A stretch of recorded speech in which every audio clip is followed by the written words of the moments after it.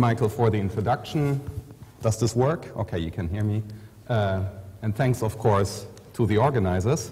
This is the second conference in a series that one might want to call the axis of evil. We started with skepticism, now we do relativism, and I think we should do nihilism, which is why I'm giving the nihilism talk. And it turns out, of course, the axis of evil isn't that evil. So there's a handout, and let me just say that Dorothee Schmidt is trying to convince me that I am a relativist, which is why I'm talking about this today. I think I'm certainly an ontological realist. I will tell you what I mean to convey by this term. I'm also certainly an ontological pluralist.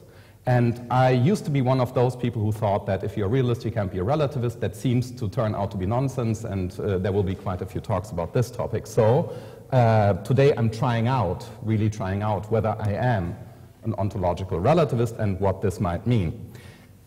We will certainly have various occasions to talk about the conditions that have to be met by any view in order to count as relativist. Naturally, already here, some might want to pause and wonder whether there really is a general relativism template. However, if there is, which I will assume throughout my paper, this is my naivety, there should be a series of intuitive considerations motivating acceptance of the general conditions. In my view, the general conditions are, or might be, you will find this on the handout, I just call this the intuitive set of general conditions for relativism, and Dorothee Schmidt is also trying to convince me that Markus Gabriel's template is the right one, so I hope it's at least compatible with this one, if it's the right one. So here are the three conditions, and I will say a few motivating words about them in a second. So R1, relativity, something apparently captured by a monadic predicate, turns out to have a somewhat hidden relativity. Where we wanted, I'm doing this with predicates here, maybe I should do it with properties, but that's why I call it an intuitive set. Where we wanted to claim that X is F, we now see that X is F relative to S. R2, plurality, there's more than one S, that's often the easiest case to make, and the hardest case, R3, optionality. So here's my attempt, here's my shot at it. Adherence to S rather than S prime or any other S hashtag is optional, which doesn't have to involve arbitrariness or even choosing. Call this the intuitive set of general conditions for relativism. Of course, each condition might need refinement in order to capture what is at stake in debates between self-portrayed relativists and absolutists in potentially relativism-inducing regions of discourse. Yet the broad ideas are probably familiar. Take moral relativism. Here's how I look at the broad ideas. Relativity can easily be introduced. Let us say that killing is bad relative to the 10 Commandments, which seems to be a good interpretation of them. Okay, that's not compatible with the rest of the Bible, where they tell you who you should kill, homosexuals and witches and so forth. So maybe you should read the 10 Commandments in a different way, but it's a decent reading of one of them. That is by itself not a relativistic claim, but most likely just a truism. I leave this to the theologians. R2 is also easily achieved, as killing is not bad relative to some other code of conduct, say according to some military code of conduct. R3, in this as in many other cases, is much harder to substantiate. One way of going about this is to argue that initiation into any code of conduct is culturally biased or driven by biases, as it boils down to tradition transmission via authorities, parents, churches, other institutions, etc. My adherence to S could turn out to be optional in that I could see myself as having been brought up under different conditions and coming to believe that killing is not that bad or not bad at all. Qua code of conduct, the 10 Commandments and military codes of conduct are paths taken by groups of people. This does not involve any commitment to the idea that someone like Hercules at some point in their lives has to find himself at a fork in a road and then chooses to go either way, to become a soldier or a pacifist, say. Situations like that might be invoked in an explanation of why some piece of discourse should count as relativism-inducing. But that is part of a different story that already goes significantly beyond any intuitive template. Before coming to my real topic, ontological relativism, let me just emphasize that on this level of analysis, there are many maneuvers of reconciling moral relativism with moral realism. The moral realist could argue that adherence to a code of conduct is indeed subject to relativism-inducing parameters, and that the codes of conduct are optional in some relevant sense. Yet she could add that we are supposed to make the right choice when confronted with the optionality. According to her, making the wrong choice by sticking to the wrong side turns one over to the forces of evil. Making the right choice doesn't. Also, even if this case could only be made by reintroducing absolutist claims likely to be incompatible with acceptance of R1 to R3, a moral realist could retreat to the position that the claim that killing is wrong for the priest but good for the soldier carves a given reality at its joins. The priest gets it objectively right and the soldier does, as there objectively are different values for priests and for soldiers. Maybe this is exactly what values are. I am not defending any of this. My intention at this point is merely to bring out that there is a lot of room for realists to be relativists and the other way around, a fact that is sometimes too readily overlooked. In my paper, I will defend the outlines of ontological relativism. Ontological relativism contrasts with ontological absolutism, not with ontological realism. In my view, metaphysics typically rests on ontological absolutism to the extent to which it draws on a combination of two directions of thought. That's on the handout. The first direction of thought is an aspiration to unrestricted objectivity.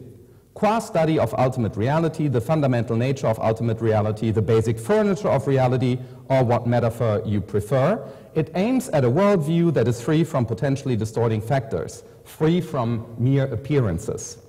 The second direction of thought is an aspiration to unrestricted unity and totality, which I call the commitment to the unity of reality, or, and I will argue against this, the commitment to the existence of the world. These two directions are typically combined in such a way that they make it hard to see how we could avoid heavyweight existential quantification, that is, claims of the form that some X exists or doesn't exist, full stop, where this contrasts with lightweight existential quantification such as there's exactly one unicorn in the world of the movie The Last Unicorn, or that virgin birth happened exactly one time in the world of the Bible.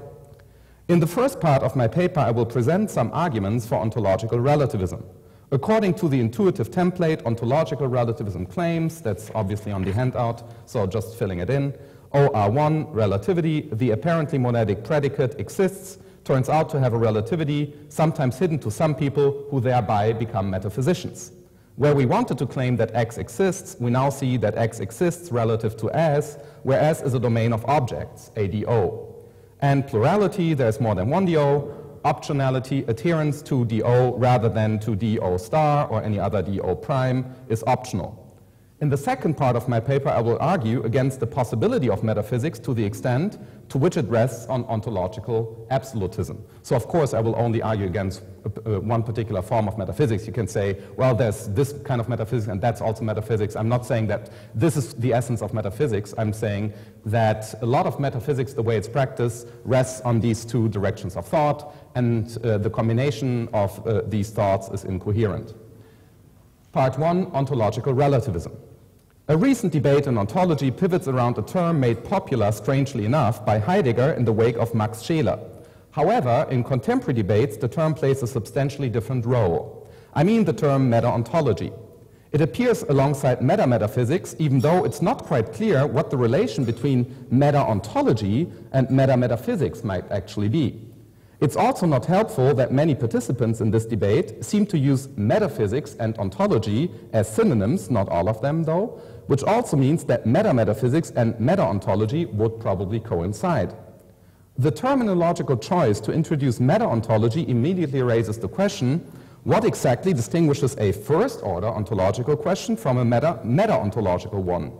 The standard answer is based on something like the following consideration. Say two philosophers A and B discuss the question whether there really are tables and people. One denies their existence on the ground that they're really only subatomic particles, whereas the other defends their existence on the ground that it's quite plausible to believe that there really are tables and people. This debate is usually represented as a piece of first-order ontology, and depending on the description of how such a debate would move under rationally idealized conditions, one might incline either towards ontological absolutism or towards ontological relativism. Accordingly, meta-ontology is considered to be the investigation of the discursive mechanisms at play in rationally deciding an ontological dispute, an investigation also designed to decide whether there really is an associated ontological dispute or not. Meta-ontology would thus be the discourse theory of first-order ontology, whereas the latter is a theory of the world, that is, a theory of its fundamental or explanatorily privileged structure. Meta-ontology investigates questions such as, what kind of objectivity is in play in ontology?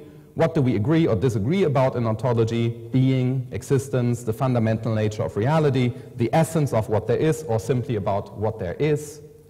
Let us refer to this version of a distinction between ontology and meta-ontology as the standard division of labor, the SDL. SDL is sometimes less succinctly articulated as the combined claim that first-order ontology is about what exists and meta-ontology is about the rules we adopt or ought to adopt when attempting to answer ontological questions. First-order ontology asks what there is, and meta-ontology asks how we decide the truth value of particular answers to this seemingly perspicuous question. However, SDL is potentially misleading. Consider first the definition of first-order ontology as a discourse about what really exists or what there really is.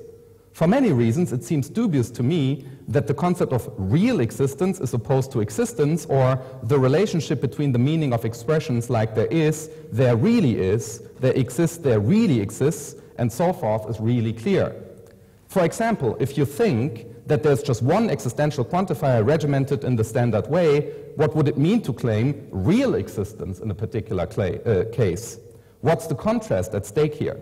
Is the claim that real existence contrasts with fictional existence? But then how do we cash this out ontologically, as this distinction does not seem to be ontological or metaphysical at all, but maybe epistemological? Also, how exactly is one supposed to draw the line here?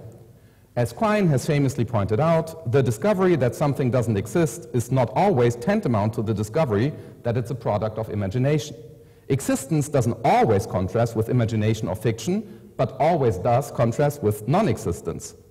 In order to begin to tidy up the mess of ontological concepts, I believe that we need to be able to maintain a contrast between the following kinds of assertions. I will try to unify this list in a second. So here's a list of 6 ontological or apparently ontological assertions. 1, there really are, and I add the really for, if you think that the really makes sense, think of it as being about the really. Otherwise, just think of there are. So there really are no weapons of mass destruction in Luxembourg. There really are witches in Macbeth. There really are no witches. There really are always monsters in my dreams. There really are subatomic particles. There really are no human beings. According to SDL, 1 to 6 are first-order ontological assertions, and there would then be a discipline or branch of philosophy, meta-ontology, dealing with the regimentation of discourse pertaining to a language, say English, containing truth abversions of 1 to 6.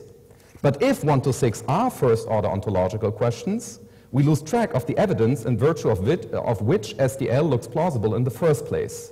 For the debate between our two philosophers, A and B, relies on a contrast merely implicit in SDL.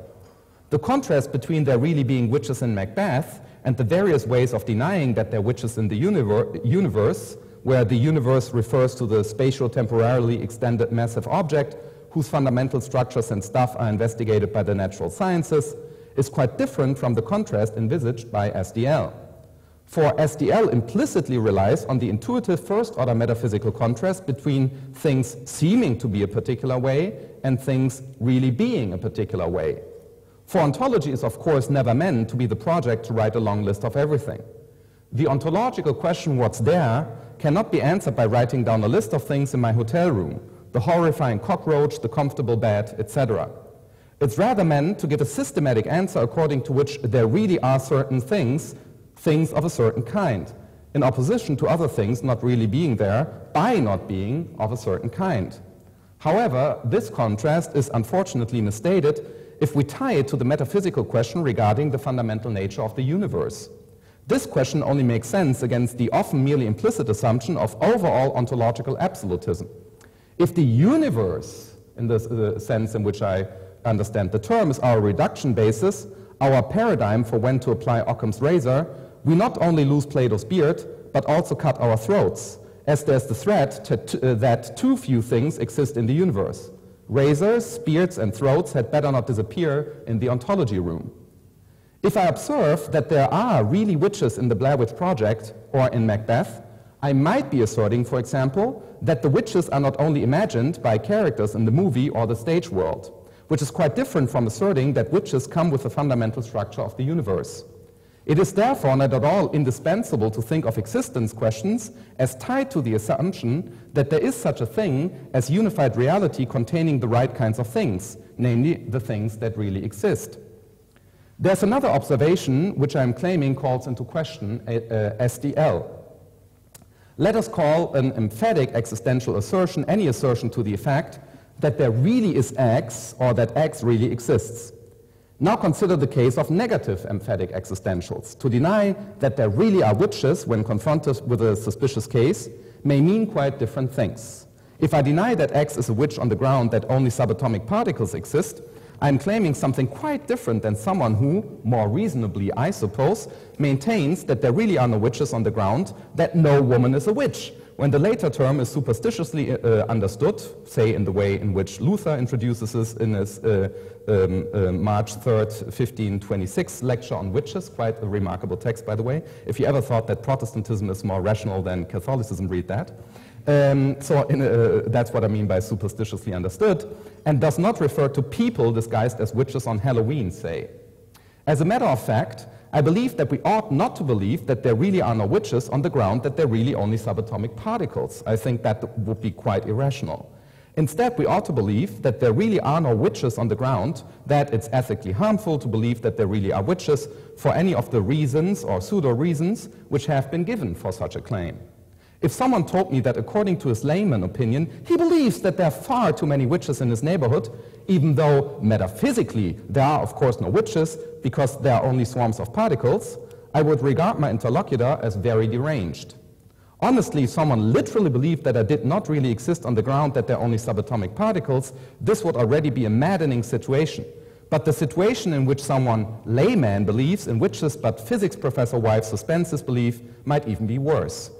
Quite simply, at least the following contrasts, which are operative in the 1 to 6 list, need to be more clearly drawn than suggested by the standard division of labor. So here are 3 contrasts.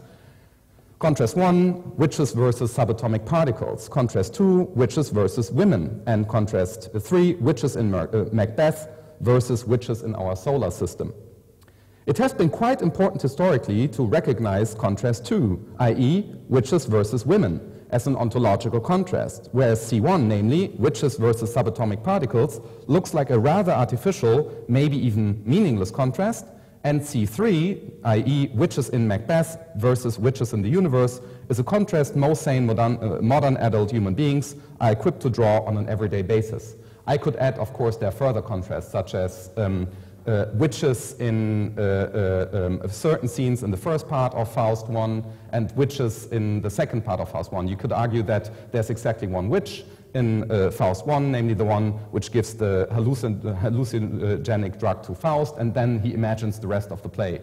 I don't think it's the best interpretation, but that would be another contrast. Or, as Kripke has recently reminded us, there are also fictional characters. So there's embedded, the distinction between, say, reality and fiction applies to fictional worlds themselves. So it needn't be interpreted as a heavyweight metaphysical kind of distinction. Let me summarize my take on what I've said so far.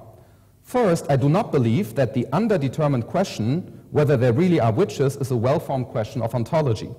However, the questions whether there really only are physical objects or mental representations, whether there really only are facts, a fact being something which is true of something, or only individuals, an individual being a sufficiently determined object, say, are genuine ontological questions. Second, against this background, I believe that the later questions are best construed as metaphysical. In my view, in contrast to a metaphysical question, the proper ontological question is the following: how to account for the common usage of exists, there are, which surfaces in assertions like 2 or 4 from my list, in which we are not dealing with a question regarding the furniture, the structure, or the actual population of the universe. According to the SDL, what I call the proper ontological question might already constitute a second-order question, which makes it hard to see how metaphysical and ontological questions might be distinguished. For these and other reasons to be given, I do not share SDL. My own suggestion is to understand ontology first and foremost as the discipline concerned with questions like what existence is, what existence means, or what the specificity, if any, of existential assertion is. As such, ontology isn't committed to a particular preference for kinds of objects, say physical objects. Ontology is at most indirectly interested in the furniture of reality. I take ontology at the very least to be metaphysically neutral in something like a Carnapian Aufbau sense of the term. The questions commonly but rather vaguely introduced as first-order ontology in the SDL, in my division of labor, belong to metaphysics, not ontology. Ontology, in my view, is about existence, which I happen to take to be a property nicely captured by the predicate of existence, which corresponds to my understanding of the term ontological realism, which I will substantiate later. If I'm right, ontology indirectly deals with the coherence of metaphysics, and in this sense is a contribution to meta-metaphysics. Metaphysics wants to give an account of what there really or ultimately is, or of what exists. In that sense, it's the first-order discipline called ontology in the SDL. I want to distinguish that discipline from ontology, as our account of existence need not be tied to a metaphysical account according to which there is such a thing as fundamental reality. For this reason, and in order to shuffle the cards so that we get a different grip on the contrasts involved in the 1 to 6 list, allow me to suggest a different division of labor, a DDL. That's, of course, also on the handout. By ontology, I mean the enterprise which seeks to answer the question, what is existence, or what does existence mean? Depending on methodological decisions, one might prefer one or the other formulation. And I do think, let me just add that, the methodological decisions are not taken in a specific discipline called meta-ontology, but in meta-philosophy. So I think that the methodological decisions about one which would have to talk are more general. By existence, I mean the predicate we use in our expressions, there are, there is, there exists, etc. Some philosophers regard ontology in this sense as a lightweight project, in contrast to the heavyweight question what there really is, where existence would emphatically refer to real existence. Yet in my terminology, I would leave heavyweight questions to metaphysics. Ontology in this contrast thus seems to be a more lightweight project, which nonetheless could generate surprising results if we suspend the misguided metaphysical absolutist desire to privilege one kind of facts over all other facts. According to this terminology then, ontology is a very general project in which we think about concepts such as existence, fact, proposition, truth, in a framework related to the question what makes existential predication special. It was precisely the special status of existential predication, of course, which led to the formulation of modern ontology in the Kant-Frege-Russell tradition. What drives the development of modern ontology is what I call the ontological motive. It's also on the handout. The ontological motive is a set of considerations tied up with the following list of claims. 1, existence is a predicate. 2, predicates are inextricably bound up with properties. 3, there is a property of existence. 4, all properties are either proper, metaphysical, or ontological. 5, existence is not a proper property. And 6, existence is either a metaphysical or an ontological property. Let us accept 1 through 3. A lot of action goes on in 4 to 6. A proper property is a property reference to which puts one in a position to distinguish an object in the world from some other object in the world.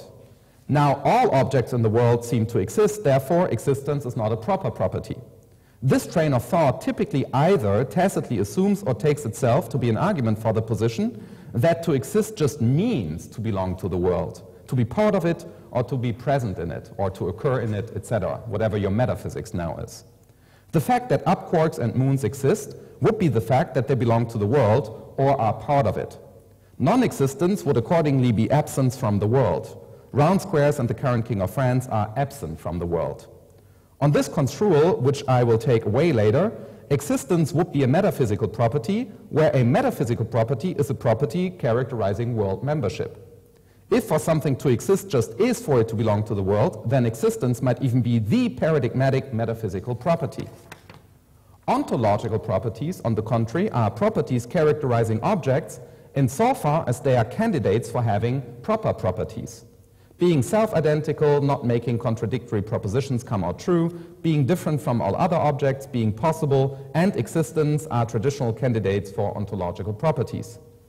Ontological properties are highly general, they are as general as it gets, but they need not be metaphysical, as they need not primarily feature in our explanation of world membership. This hinges, among other things, on whether the world, in the relevant metaphysical sense of the term, even so much as exists. If it doesn't, and if its non-existence does not throw out the baby, or rather everything that allegedly exists with the bathwater, then ontological and metaphysical properties are independent. Now, existence is certainly not a proper property in the sense that the world contains two kinds of things, existent and non-existent things. This would be in conflict with the widespread assumption that if something belongs to the world, it at least exists. Accordingly, if anything lacks the feature of existing, this would entail that it cannot be found in the world, so that the world cannot be made up of existent and non-existent things. My own view here is inspired by some of Frege's considerations, which led him to claim that there is no such thing as mere existence. Mere existence would mean that something could exist without having any other property. For me, one of the welcome features of Frege's view that to exist means something like to fall under a concept or to be in the extension of a concept is that it gives us an understanding of why all objects we encounter by having true-thought thoughts about them are always this-suches and never mere thises. Objects we encounter by having true-thought thoughts about them are individuals, meaning they are at least sufficiently determined for being thought about by having more than one property, in particular, more than the one property of existing. Existence is a very general property, albeit one that is never instantiated by itself. It's a property objects can only instantiate by instantiating some set of proper properties or other. This consideration leads me to my understanding of OR1, of ontological relativity. Ontological relativity is intended to convey the idea that X exists relative to or in a domain of objects. Notice that I'm not necessarily claiming that this is a linguistic or conceptual phenomenon of any sort. It might turn out that ontological or conceptual relativity might be a Harvard phenomenon that is something along the lines of Quine, Goodman, or Putnam. However, my own take on this issue remains committed to ontological realism, that is, to the view that understanding the meaning of existence gives us insight into what existence is. Objects really exist in different domains, where this means that we do not somehow make it the case that the world becomes carved up into different domains. In my view, the number 3 exists in the domain of natural numbers. The Federal Republic of Germany exists in the domain of history and politics. The Earth exists in the domain of our solar system, etc. Let us call this, that's on the handout, the Ontological Pluralist Entity List, the PEL. At this point, I believe that we can establish relevant neutral ground between something Ryle and something Quine wanted to say when confronted with the PEL. Ryle accepted that there was a PEL on the ground that the contrasting ontological monist entity list, the map, would be a paradigmatic category mistake. In a famous passage from The Concept of Mind, he writes, so that's quote 1 on the handout, I will go into this, and this will lead me to an engagement with Hugh Price's reading of the contrasts at stake here. Here's the Ryle quote. I call this Rhinian quasi-plurivocity, quasi because it's not traditional plurivocity. It's perfectly proper to say in one logical tone of voice that there exist minds, and to say in another logical tone of voice that there exist bodies. But these expressions do not indicate two different species of existence, for existence is not a generic word like colored or sexed. Well, one shouldn't say this anymore. So add your favorite generic word here. They indicate two different senses of exist, somewhat as rising has different senses in the tide is rising, hopes are rising, and the average age of death is rising. A man would be thought to be making a poor joke who said that 3 things are now rising, namely the tide, hopes, and the average age of death. It would be just as good or bad a joke to say that there exist prime numbers and Wednesdays and public opinions and navies, or that there exist both minds and bodies. I think the later is what's really interesting for him, but I'll leave that open. And I also think it's not a poor joke to say that 3 things are now rising, the tide, hopes, and the average age of death. I think it's a good description of climate change, but that's another, fill in an actually zeugmatic expression. According to Ryle, then, the map is synleptical or zeugmatic. If we unpack it, we come to replace it by an open-ended PEL. He explains this as a grammatical phenomenon and makes sense of it by introducing different senses of exist, different logical tones of voice. Minds and numbers exist in a different sense from bodies and Wednesdays. Against this, Quine famously defends a thin version of the univocity of existence, which I call quasi-univocity. So here's the contrasting quote. There are philosophers who stoutly maintain that exist set of numbers, classes, and the like, and exist set of material objects are two uses of an ambiguous term exists. What mainly baffles me is the stoutness of their maintenance. What can they possibly count as evidence?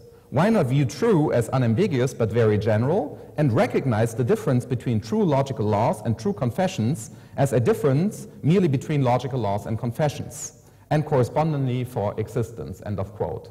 So a lot, of course, is going on here, because it's not that easy to figure out what it would mean by Quine's slide to say of something that is highly general but unambiguous, but I think the idea is is a claim to univocity. So, yet Quine owes us an answer to the question how there can be the various contrasts between existence and non-existence depending on which domains we take into consideration. If existence is unambiguous but very general, in what sense does this carry over to non-existence? In my view, there has therefore to be middle ground between Ryle and Quine. This middle ground is occupied by ontological relativity in my suggested sense. According to my understanding of ontological relativity, the object, which is my hand, exists in the domain of objects, of mesoscopic ordinary objects, alongside tables and chairs. At the same time, there is something that exists in the domain of objects of elementary particle physics, currently occupying roughly the same spacetime region, in which different criteria of ontic individuation apply. The apparent conflict between hands and particles goes away if we allow ourselves to accept not only ontological relativity, but also ontological plurality. There is more than one domain of objects. Ontological pluralism is therefore one element in ontological relativism. It does not claim, like Ryle, that there is a grammatical fact according to which we need to reckon that there is an open-ended list of senses of existence, let alone that there are different ways of being that could be qualified by adverbs. Numbers do not exist abstractly, whereas moons exist concretely. Existence, I think, is neither a grammatical phenomenon nor an activity. Here I agree with Austin and Peter van Inbang. Here, as in many other cases, the hardest job for relativism-inducing considerations goes into motivating optionality, that is, adherence to DO rather than to DO prime or any other DO, etc., is optional. There is a strand in contemporary ontology that is still very much alive and that notoriously sets out from Putnam's contribution to meta-ontology in the SDL, such as this one from Ethics Without Ontology. I quote, so I think the book should have been called Ethics Without Metaphysics, and had he drawn a metaphysics-ontology distinction, I think he wouldn't have called it Ethics Without Ontology. So here's the famous quote. How can the question whether something exists be a matter of convention? The answer I suggest is this. So this seems to entail, for all, as far as I understand this, that he does believe that the question whether something exists is a matter of convention. And here's why, or the sense in which he thinks this is correct. What logicians call the existential quantifier, the symbol blah, and its ordinary language counterparts, the expressions there are, there exist, and there exists a some, etc., do not have a single absolutely precise use, but a whole family of uses, end of quote. As usual, Putnam combines this claim with his arguments for conceptual relativity. In particular, he rehearses his famous diagnosis that the relevant relativity-inducing feature ultimately is not existence, but objecthood. There is no discourse-transcendent absolute fact of the matter setting what we should mean by object if we want to get things right. If we count tables in a room, there will be a determinate and all-out true answer to how many tables there are in the room, while if we count corners or elementary particles in a room, or even in the exact spacetime region occupied by what we earlier counted as tables, there will be a quite different, equally determined and all-out true answer to the different question. The question how many objects are there is systematically ambiguous, which Putnam does not interpret as evidence that object is hopelessly plurivocal. So he does all the work on object, not on existence. If objects make up domains of objects in some sense or other, one can imagine a Putnamian argument for ontological relativity 3. For ontological relativism 3, so for the optionality claim. There are many domains of objects, many different equally legitimate ways to count objects. Accordingly, in different domains, different kinds of objects exist.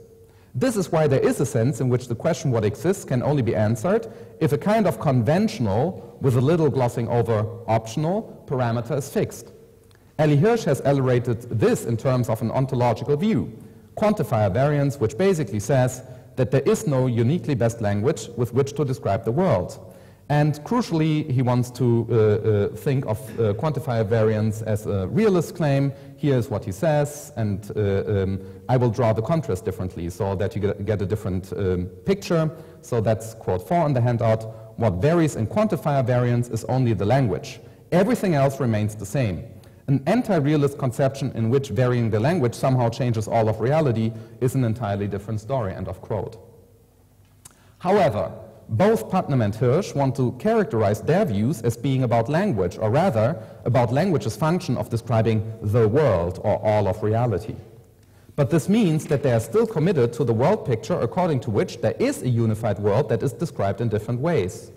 If this is correct, one would like to know in which sense they want to use there is when they ascribe existence to a world we can only ever hope to describe by adopting a language apt for descriptions of objects in some domain of object.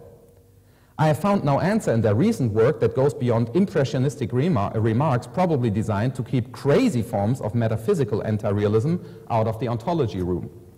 Yet the fear of crazy metaphysical anti-realism can easily be tamed by recognizing that we're not just talking about our use of the term existence in ontology, but about existence itself.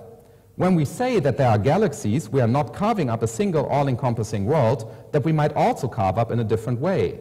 We are talking about objects to be encountered in a specific domain, such as in the domain of astrophysics. Putnam and Hirsch seem to overestimate the epistemological threat that on this construal, gruesome predicates might wind up having equal footing with galaxies and tables. But this is only a threat if we think of the existence questions as somehow asked from a human standpoint, as it were, which would be one way of cashing out OR3. The optionality invested in condition OR3 would then be a feature of language or language use. There is at least one sense in which this, if anything, is both a form of ontological relativism, as sketched, and a form of ontological anti-realism, be it crazy or not. In my division of labor and my admittedly very contentious reading of them, probably Putnam and almost certainly Hirsch are prime ontological anti-realists, in that Putnam believes that ontological relativity is best explained by reference to the alleged fact that existential expressions do not have a single absolutely precise use, but a whole family of uses.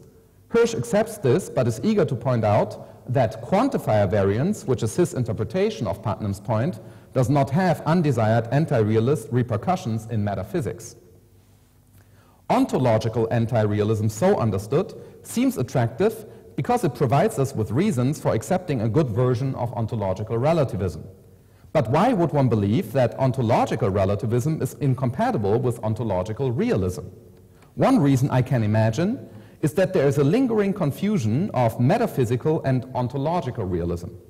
Metaphysical realism here would roughly designate the well-known Putnamian picture of an extant grounding floor of objects that are always already there anyway, and that are each and every one of them neatly ontically individuated, regardless of how we set our epistemic record straight when being confronted with glimpses of that reality. Given that the phenomenon of conceptual relativity combined with the diagnosis of quantifier variance is taken to speak against metaphysical realism, the conclusion almost forces itself on us that we should ostracize ontological realism too. But this only looks plausible against the background of the SDL, that is, as long as we do not draw a sharp enough distinction between ontology and metaphysics. Of course, at this point, it would be necessary to dig our heels deeper in the realism debate, and I do not have enough time to spell out my views in this area today. So believe me, I have views. If you think I must have incoherent views because I'm claiming that, then we can also talk about that. For the sake, at least I can I'm pretty sure I have views here. For the sake of the argument, let me just point out that my own approach to this debate in ontology is as deflationary as it can be, in that I try to depart from the idea that what is at issue is nothing but an ontological contrast between, that's in the handout, I call it another contrast for ontology. At some point I thought it was euthyphronic, but that is absolutely incorrect. But here's another contrast, so for the lack of a better name, I call it another contrast for ontology. Ontological anti-realism claims there are several domains of objects because there's a plurality of languages, carving up reality, where reality is an extant entity, a very big thing. Ontological realism, on the contrast, is the view that there is a plurality of languages mapping respective realities that are not further things or kinds of things because there are several domains of objects. Concluding this discussion, let me just mention that the ontological anti-realists at this point might adduce the consideration that we make up more domains of objects than an ontological realist would like to commit to. For what about the several domains populated by gruesome objects? Suffice it to respond that I'm happy with a kind of ontological permissiveness, according to which it remains true to say that everything exists. Yet it's not the case that everything coexists in one world, which would raise difficulties of various orders, from Rilean charges of category mistakes to Plato's beard and other forms of unbearable Meinongian overpopulation. This leads me to my second topic, meta-metaphysical nihilism. So far, I have presented arguments that are meant to substantiate commitment to both A, ontological relativism, and B, ontological realism, at least in the deflationary sense. Recently, Carol Rovain has suggested that what is at stake in the relativism debate is the oneness of the world, or what she calls unimondialism. I only became acquainted with her work while preparing for this talk. Independently of her claim that some negation of unimondialism leads to a commitment to a relevant or even the single most relevant relativism-inducing commitment, I have been defending my own version of what she calls multimondialism. I call my position the no worldview, that is the view that the world does not exist, and accordingly the view that no one should hold worldviews. There are many important differences between multimondialism as introduced by Rovain and the no worldview. For instance, Rovain claims that she presents a metaphysical view, whereas I only intend to hold a fairly deflationary, highly permissive, relativism-inducing, yet realist ontological position. I will get back to this. In order to achieve some clarity in this area of thought, let me introduce a few distinctions. So that's a list on the handout, a list of options. Ontic monism is the view, and ontic monism is the view that there's only one object. For instance, Spinoza's substance, Horgen's blobject, Zeno's the one, and so on. Ontological monism is the view that there's only one domain of objects. For instance, Plato's whole and the sophist, Kant about the world as the systematic unity of the field of possible experience, Carnap in the Aufbau, etc. Ontic nihilism is the view that there are no objects, maybe Gorgias, some strands in classical Indian philosophy, Heidegger when flirting with his understanding of Asian thought, Graham Priest when flirting with Heidegger and his understanding of Asian thought, etc. So that seems to be kind of widespread ontic nihilism. Ontological pluralism is the view that there are several domains of objects. Aristotle, a huge crowd of prominent phenomenologists, Brentano, Husserl, Heidegger, Edith Stein, Sartre, etc. Chris McDaniel when flirting with Aristotle, Heidegger, and Edith Stein. Myself, sometimes flirting with a selection of other views in this category, etc. Ontological superpluralism, if it is an independent option, that's why it's in bracket, as introduced by Ben Kaplan, is the view that there are only the several domains of objects. Kaplan's Frege, and I hold this. Metaphysical monism is the view that there's exactly one all-encompassing world, maybe internally differentiated into several worlds, as in Lewis's modal realism. For all I know, held by the majority of philosophers, I do not know the exact statistics. And meta-metaphysical nihilism is the view that there is no all-encompassing world, held for very different reasons by Patrick Grimm, Alain Badiou, Carol Rovain, myself, maybe my colleague Guido Kreis, I can ask him later, etc. On this spectrum of possible views, which is far from complete, I opt for meta-metaphysical nihilism and ontological pluralism. Depending on how exactly one understands ontological superpluralism, it results from the combination of these commitments and might therefore not be an independent entry on this list. The traditional arguments for meta-metaphysical nihilism can be divided into three broad categories that you find on the handout. MMN1, set theoretical arguments, Grimm, Badiou, and Kreis. MMN3, conceptual relativity. Maybe Putnam, maybe Goodman, if they are indeed arguments for metametaphysical nihilism, certainly Rouvain. MMN3, ontology or ontological relativism. So that's me, and I think a neglected strand in Kant and Frege, and maybe someone else. The most convincing metaphysical generalization of set theoretical considerations to the idea that the world cannot be all-encompassing, as some facts are necessarily missing in any alleged account of the totality of facts, stems from my colleague Guido Kreis here at Bonn. I leave it open whether his arguments really go through, so let me, like that's suggesting that I think they don't, but that's just cheating, I think they do. So, the problem with MMN2 is that it usually stops short of denying the existence of the world in the sense of an all-encompassing absolute reality. Rouvain, however, officially commits to this, which is why I have added this option to my list, in addition to the strategical reason to make metametaphysical nihilism look less crazy by ascribing it to other, maybe more reasonable philosophers. In the first part of my paper, I have rehearsed some thoughts that point in the direction of MMN2. Here's a rough first characterization of my understanding of MMN3. MMN3 is particularly keen on affirming that the world does not exist, or less particularly put, existence cannot be ascribed to the world. Strictly speaking, the world might neither be eligible for positive nor for negative existential assertions. On some readings, Kant, Carnap, and Heidegger have said as much. However, the later two only maintained that it's meaningless, Carnap, or profoundly misguided Heidegger, to ask the question whether there is an external world, whereas both committed to there being a world. Kant is a really difficult case, as he comes very close to an actual version of MMN3. In order to see this, let me sketch the basic idea of it. It sets out from the above-mentioned direction of thought, underpinning the claim that existence is not a proper property. In my understanding, this is what Kant really was saying when he claimed that existence is not a real predicate, where a real predicate would be one that corresponds to a proper property. Therefore, minimally, existence is the property of the world, that something is part of it, is present in it, occurs in it, appears in it, or however one wants to further specify the relevant relation between the world and its denizens. Remarkably, Kant recognizes that this leads to the view that existence is a relation. For Kant as an actualist, he identifies existence with actuality, Wirklichkeit, and explicitly informs us that Wirklichkeit is a relation, namely a relation between the field of possible experience and objects appearing within it. In some sense, this might be his most profound reason for accepting transcendental idealism, but thereon hangs a tail. So be that as it may, if existence is both not a proper property, but some kind of property nevertheless, we need to look for a characterization of that property. Let us call default ontology the notion that existence is just any old property. This does not stand up to critical scrutiny. This is why some kind of revisionary ontology is needed, that is some kind of view according to which existence is a special property. The most widespread intuitive notion in this region is that it's the special property of being present in the world. One can flesh this out by highlighting some welcome features of this basic revisionary move.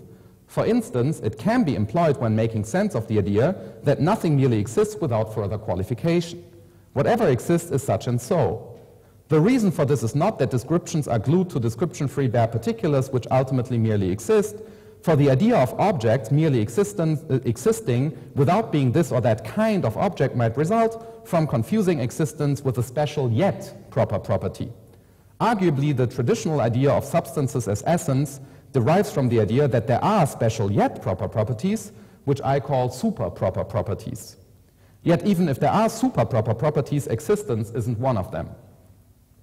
After discussing the Ryle-Quine exchange on the meaning of existence, Hugh Price comes to a remarkable conclusion which reads like an interesting commitment to some form of ontological relativism. So it's a good occasion to ask him whether I understand this right. So here's the passage where he presents his conclusion as the right way to read Ryle.